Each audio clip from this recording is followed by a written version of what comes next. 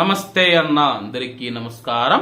కువైట్లోని అమగరా ప్రాంతంలోని scrap yard ఏదైతే ఉందో అక్కడికి మనం చూసుకుంటే పాత వస్తువులన్నీ తీసుకువెళ్లి స్క్రాప్ అయితే చేస్తూ ఉంటారో ఆ యొక్క పాత వస్తువులు ఏవైతే ఉన్నాయో వాటినన్నిటిని కట్ చేసేసి స్క్రాప్ అయితే చేస్తూ ఉంటారో.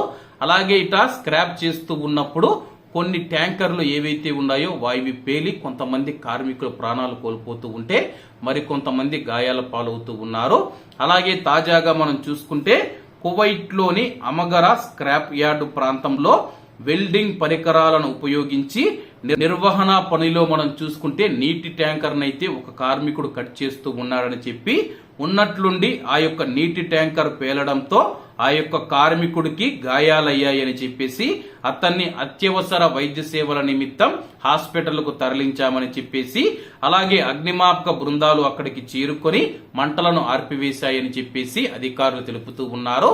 కాబట్టి కువైట్లోని అమగరా స్క్రాప్ యార్డ్ లో పనిచేస్తూ ఉన్న ప్రవాస కార్మికులు ఎవరైతే ఉన్నారో పని చేసేటప్పుడు చాలా జాగ్రత్తగా ఉండనన్నా. అలాగే ఈ యొక్క ప్రమాదానికి సంబంధించి పూర్తి వివరాలు తెలియాల్సి ఉందని చెప్పేసి అలాగే ఈ యొక్క ప్రవాసుడు ఏ దేశానికి సంబంధించిన వాడని చెప్పేసి పోలీసులు వివరాలు అయితే వెల్లడించలేదు.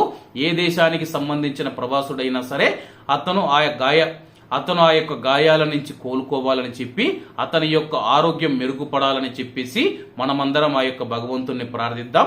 ఎందుకంటే దేశంగాని దేశంలో ఉన్నప్పుడు మనకు ఏదైనా ఆరోగ్యం బాగోలేకపోతే మనల్ని చూసే దిక్కు ఉండరు. కాబట్టి అందరూ జాగ్రత్తగా ఉండాలని కోరుకుంటూ అందరూ బాగుండాలి, అందులో మనం ఉండాలి. అందరికీ నమస్తే అన్న, జై హింద్.